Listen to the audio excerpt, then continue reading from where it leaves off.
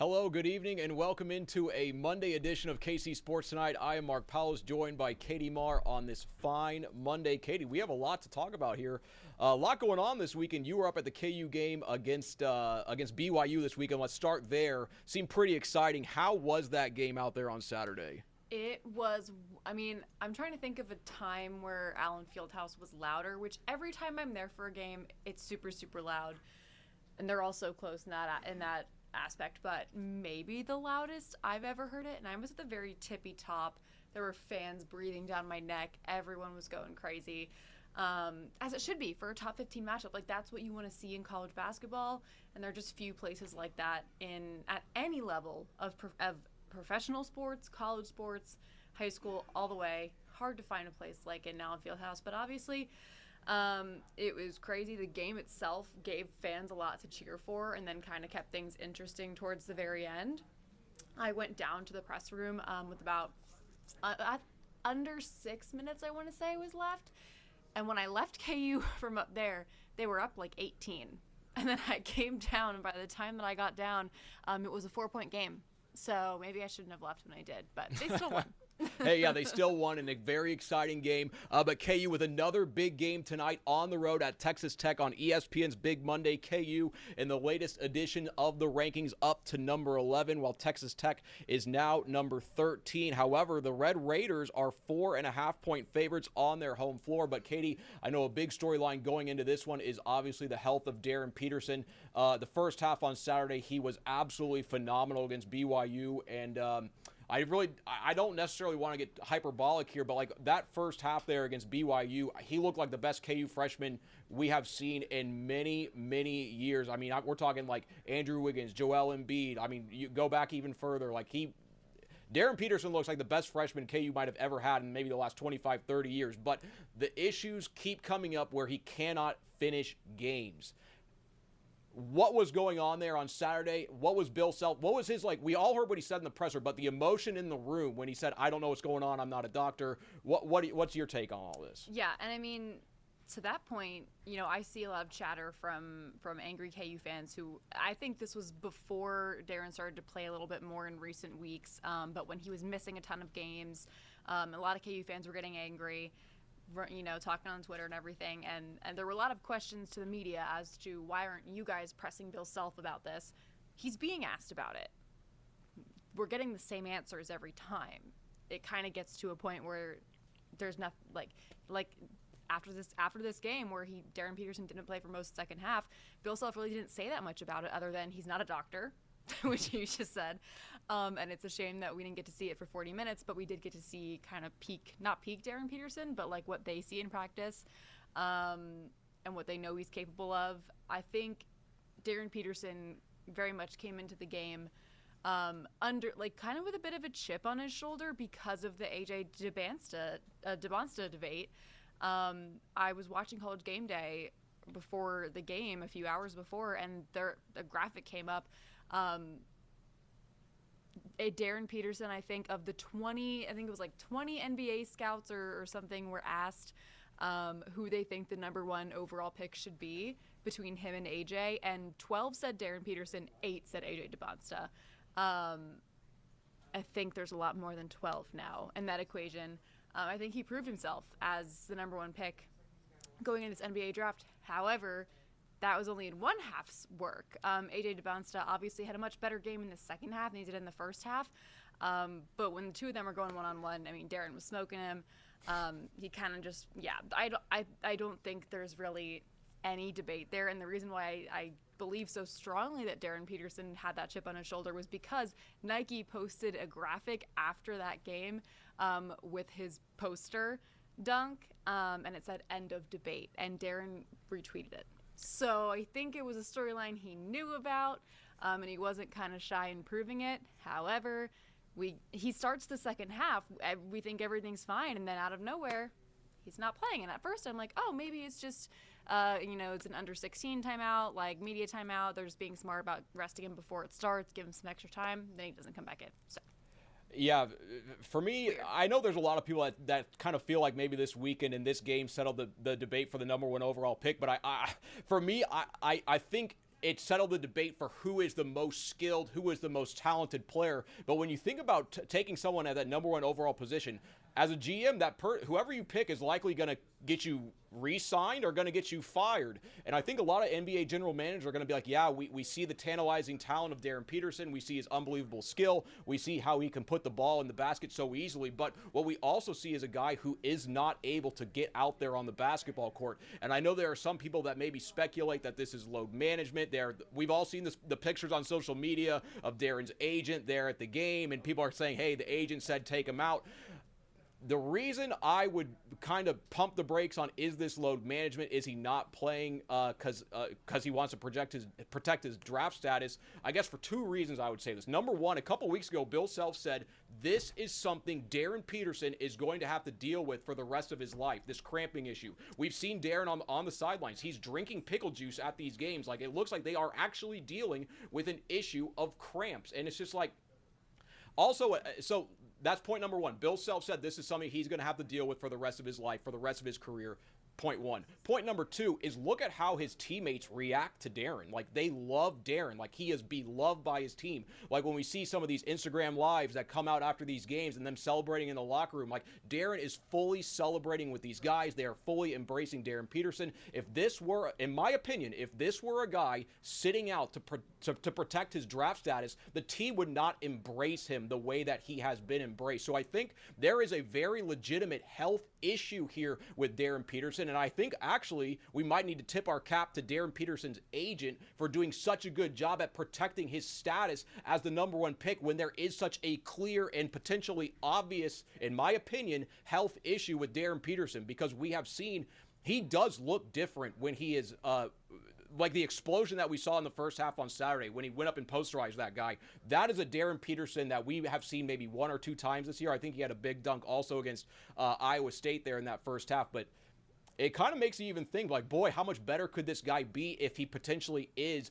100% fully healthy? Katie, what are your kind of take on the, like we saw his agent at the game. We saw there are pictures online of an associate AD or someone talking to Darryn during the game. In the arena, what was the feeling? I don't think I don't think I can speak to there being any type of different feeling in the arena because, like I said, I was there up until like under 6 minutes left, and at that point, KU was still up like 15 or 18 points.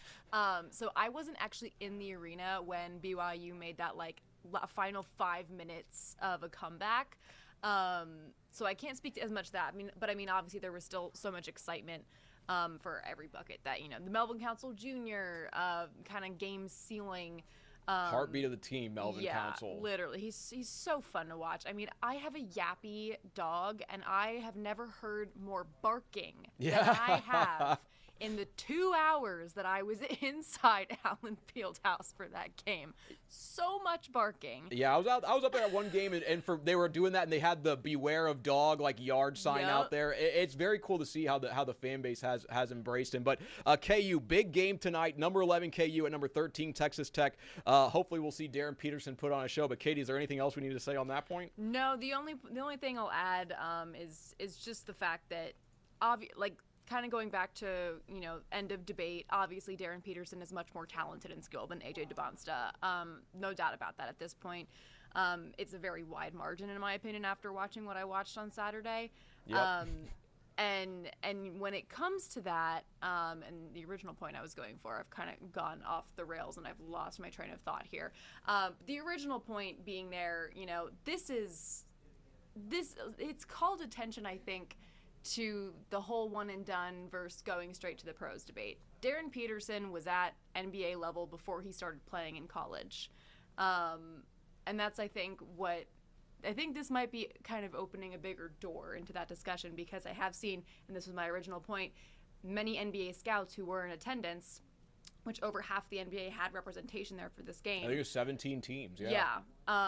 Many of them have said they're concerned about Darryn Peterson's health at this point. So That's just my 2 cents. Yeah, we'll see. Hopefully he can get that figured out, because when he can play, when he is out there on the basketball court, it is just phenomenal to watch. So big game for KU tonight, and they've been playing well recently, so we'll see if they can keep that going today against a good team. But we're going to talk about a team that is not playing well, and that is the K-State men's basketball team. They were absolutely blown out of the water on their home floor yesterday.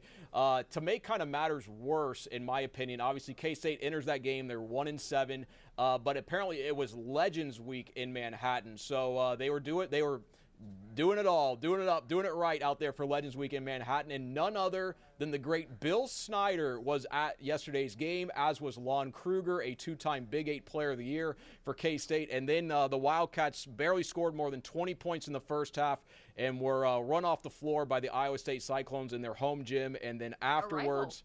Two rivalry games now that they've been run out of the Yeah, gym. tremendous point there. And then after the game, Jerome Tang got in front of the media. He was asked if he was disappointed in the 30-point loss. He said no. And then he kind of got in a back and forth with several reporters. And Katie, to me, that is the press conference that you see on a guy that has lost the program. But I don't know if K-State is in a situation to move on from him, because as we've seen, the buyout numbers, at least from what we've seen online and according to reports, it looks like they're about $18, $19 million for right now. And then later they go down to $15 or $16 million, which is quite a big It's a lot of money. pill to swallow for the K-State boosters. But Katie, is Jerome Tang's time running out, or are the buyout numbers so high he's staying? Honestly, I think he stays another year unless the donors are working in the backs of the alleyways, and they're getting together and they're putting that $18 million together right now. It's such a large buyout, and it's looking back. I know hindsight's 2020, and he had this amazing first year, and we literally have a soundbite that our very own Neil Jones got in New York City when they were there for the Sweet 16 and the Elite Eight, where President Richard Linton said they were going to build a statue, yes, of Jerome Tang. But I have a big issue with Jerome Tang had one answer. And this is kind of where, when a coach starts to say, well, the media is going to do this no matter what I say, blah, blah, blah, and they start going back and forth with the people who cover them all day long, all week long, all season long, all year long. These are, and I'm going to add this, a lot of these reporters that cover K-State, went to K-State. They want the success of the university, and they're asking questions that fans want to know the answer to. Jerome Tang said, you guys are going to clip it and post it and however you want to get your clicks.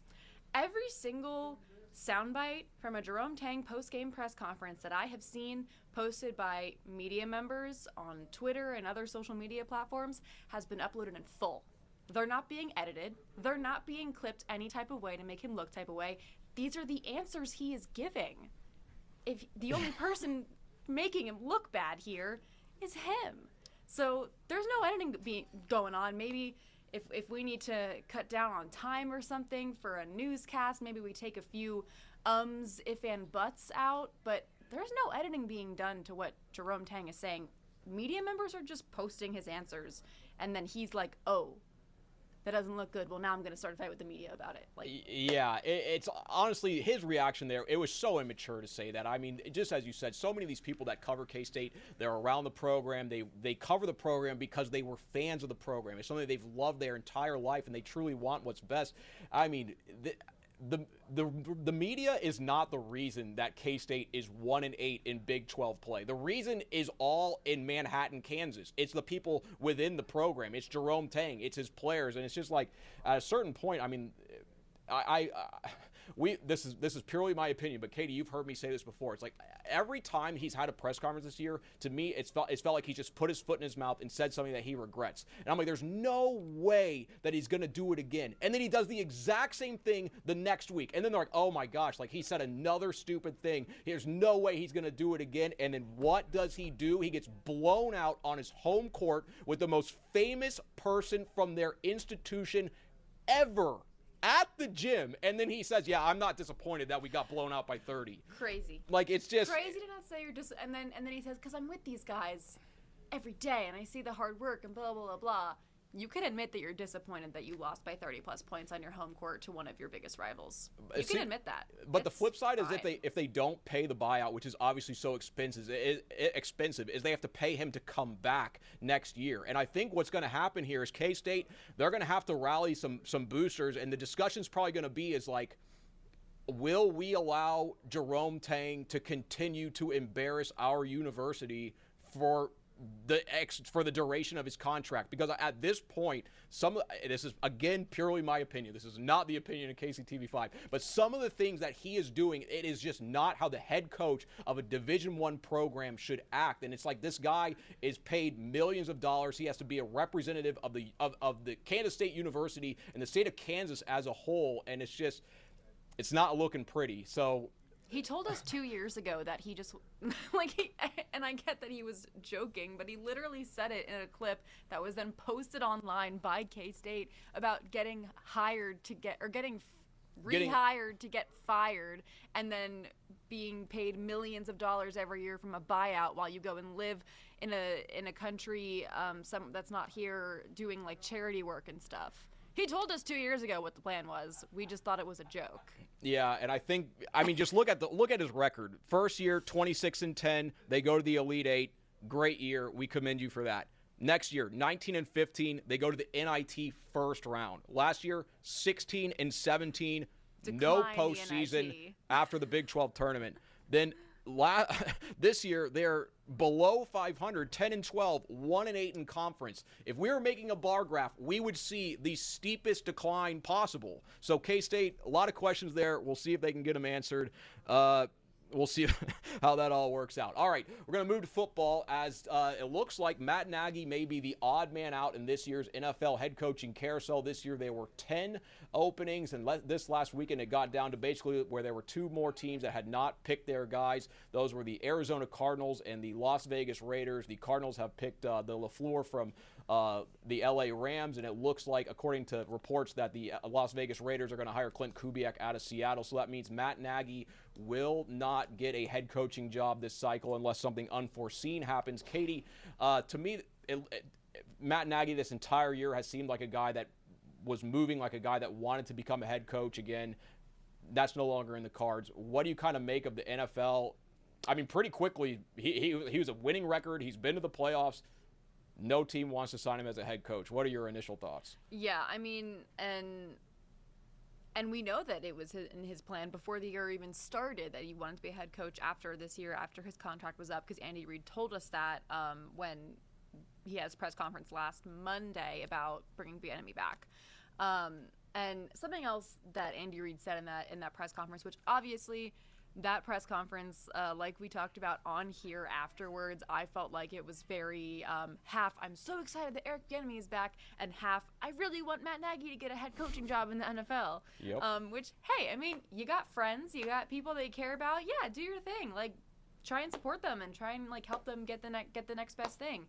Something to remember here is that Andy Reid said in that press conference, even if it's not a head coaching job, like at least somewhere where he can run his own show, I believe was the exact words that he used, which is a loose translation for call plays. And that's not something Matt Nagy was doing in Kansas City. And it's not something he was going to get to do, because even now with Bieniemy back, Andy Reid is still calling plays. When Eric Bieniemy left in 2022, it was so that he could call his plays, or maybe be a head coach, because Andy Reid obviously also thought that obviously also felt that Bieniemy should be that too.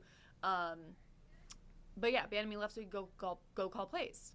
Maybe that's the next best fit for Matt Nagy. Maybe that's the next step to becoming a head coach. Because I mean, I don't think it's as impressive of a resume to be a head coach coming from an offensive coordinator position. And yes, he's been a head coach before, obviously, but has taken step backs for obvious reasons. I think the next step maybe is to go prove that you can do it again, call the plays, be the man. And then maybe he goes from there. But the next best thing in the NFL right now is what everyone wants. They want the young guy that's kind of emerging, and that's not even just the NFL. That's like head coaching carousel in Division I basketball. How many programs have fans that are like, let's not look at the recycled coach and let's look at the young 40-year-old guy in the mid-major that's like a proven winner at that level and can work his way into the high major, et cetera, et cetera. I think that's just kind of what this coaching cycle has proven almost. I mean, there haven't been that many recycled head coaches, I would say, other than Robert Saleh, obviously. Your boy Mike McCarthy out in Pittsburgh. Don't even get me started on that. Pittsburgh is done for that. But, yeah.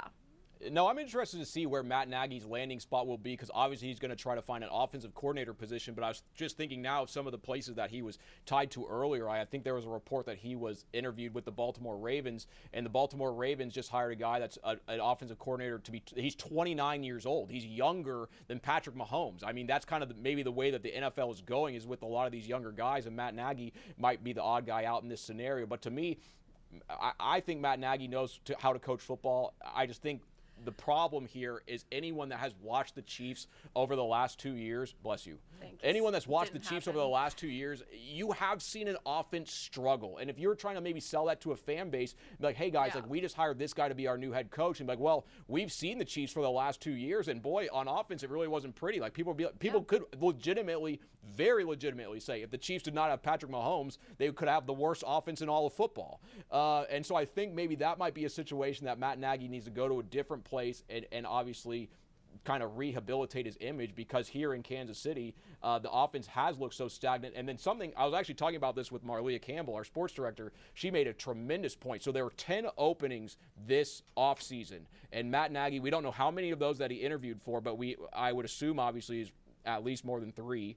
Or there's a handful of those that are interviewed. But none of those 10 teams that had openings wanted to hire Matt Nagy.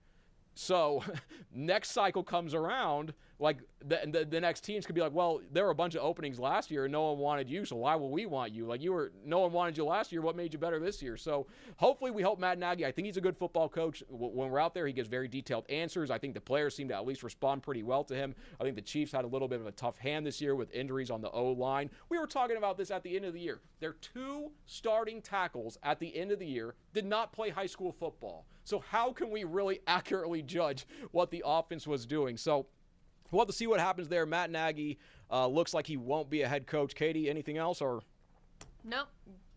Well, here's something I have to ask you a lot of questions about, because UMKC made a big-time hire over the weekend. The Kansas City Roos announced that Topeka native and former Kansas point guard Mark Turgeon will come to Kansas City to be the head coach of the Roos. Katie, you covered Mark Turgeon when he was the head coach at Maryland, where you went to college. You were telling me a little bit about Turge yesterday, as you call him, Turge. I guess what we're going to call him now. You said he is a man of principles. Can you tell us a little bit more? Yeah, so I covered Mark Turgeon for almost 4 years, and I say almost because my senior year was his final year at Maryland, and he left the program 8 games into the season. I'm not going to say too much that I can't prove factually because I am a journalist, of course. Capital J journalist. Capital J journalist. Of the highest order. And there's a lot of, hearsay and just things that you pick up when you're on the scene. Chatter. Chatter. But the overall gist, and I'm going to go on the record here and just say, like, I was very much Team Turge in this. I think he's a very good person, and he's a man of principles, and he's not a yes man. He's not a guy that's just going to, suck up to an athletic director and hands and knees, like, I'll do whatever you say, blah, blah, blah. Like, he's not afraid to kind of, and at the time, and at the time, that's just not how the current athletic director at Maryland wanted to roll, and I think it was a lot of headbutting. I think it no longer was a joy for him to coach anymore. Am I a little sad that he didn't coach the rest of the season, because that whole season was kind of a dumpster fire after that? A little bit, but I'm not going to blame him, because like I said, it was kind of a bad situation to begin with.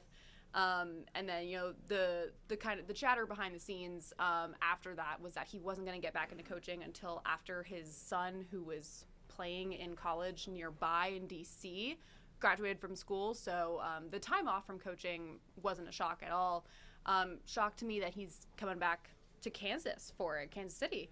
But I joke and I say, like, wherever I go, like, I have to cover Mark Turgeon. Yeah. To cover him for 4 years, and then I'm in Topeka for 3 years before I come here, and everyone's, he's a Topeka native, blah, blah, blah. And now he's back here, and I talked to him when he was inducted into the Kansas Sports Hall of Fame last year. And something that stuck out to me about my conversation with him was I told him, like, hey, you probably don't remember me. It's been a few years, but, like, I was a student reporter when in your final years at Maryland. And the first thing he said to me, he gets the biggest smile on his face. And he says, were you there for the 2020 Big Ten championship season? And I'm like, there are a lot of coaches in college and at any level that, like, maybe shy away from talking about accomplishments or whatever else. He was so darn proud of that. Yeah. Like, that, I found that to be kind of endearing and wholesome, and, like, that's a coach you want to play for, I think. And that's a special time for him, of course.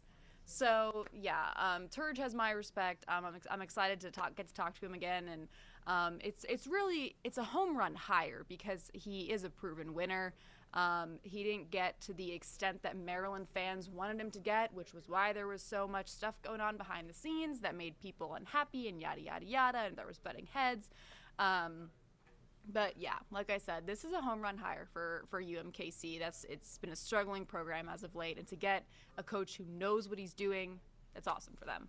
I could not agree more. He's taken 10 different teams to the NCAA, or not 10 different. Well, 10. He's been to the NCAA tournament 10 times. I mean, we were going to go to the Final Four in 2020, but then COVID happened. Yeah. Well, if you were going to tell me that UMKC was going to hire a coach that had been to the NCAA tournament 10 times, like, I would have been like, well, that's an absolutely home run hire. So, Katie, I was having this discussion with a couple people in the newsroom here, but we have one more topic, so we got to be pretty quick here. Jerome Tang or Mark Turgeon, who would you rather have as your head coach right now? Mark Turgeon. Absolutely Mark Turgeon. That's what I think, too. So I think UMKC right now, well, next year, as things stand, I would take Mark Turgeon over Jerome Tang. We'll see how that goes. All right, we have one more topic to talk about today. The KU women's basketball team is loaded with local talent. They have a pair of local 5-stars who are McDonald's All-Americans, Jalea Davis, Samaya Nichols. Then, Katie, you're telling me their best defender, Sanaya Copeland, is she's from Olathe North, I believe we found out yesterday. But they're 3-8 in Big 12 play. You were at the game yesterday. What's going on there? I think Colorado, that's who they were playing yesterday, brings a different kind of attack that even they admitted post-game they were not ready for. Colorado really brought it on defense, and that's a credit to them. What I was watching was a lot of disruptive basketball. Like, they did not want to let Samaya and Jalea get the ball at all. The score at the end of the first quarter was 7-4. Yeah, not good. I think I saw KU had 28 turnovers yesterday. And the turnovers were a huge issue. Colorado was just playing disruptive basketball. Like, that's really the best way to put it. I think that's it. I think yesterday's loss is more of a credit to just the way that Colorado's game plan was. Tip your cap. But then KU kind of fixed their problems in the second half. They played much better basketball, in my opinion, and they, bring it back, and it goes to overtime. But Jalea Davis does foul out before overtime, so they didn't have her for all of that, where they eventually lose it by 3.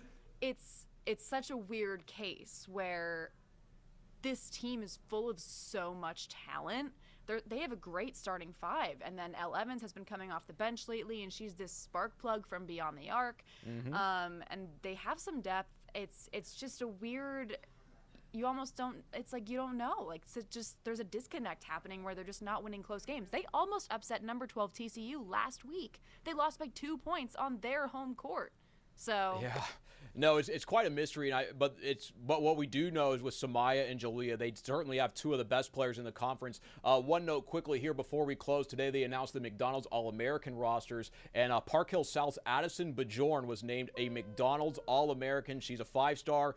She's signed with the University of Texas. We have seen her play. She's absolutely unbelievable. Katie, I know you did a story with her this summer. You got to talk to her a little bit. How cool is it that Addison is a McDonald's All-American? She's one of the most just pleasing players to watch. Like, the way she plays basketball is so fun to watch. You and I were saying she's just smooth with it, and also she's a really good girl. I mean, I talked to her obviously when I did a story on her, and her parents were super nice. She was super nice, super mature. So good girl to have success. Hey, Addison Bajorn, shout out to you. You are a McDonald's All-American. We'll be cheering you on every step of the way. But that's a look at KC Sports Tonight here on this Monday. Until next time, take care. See you later.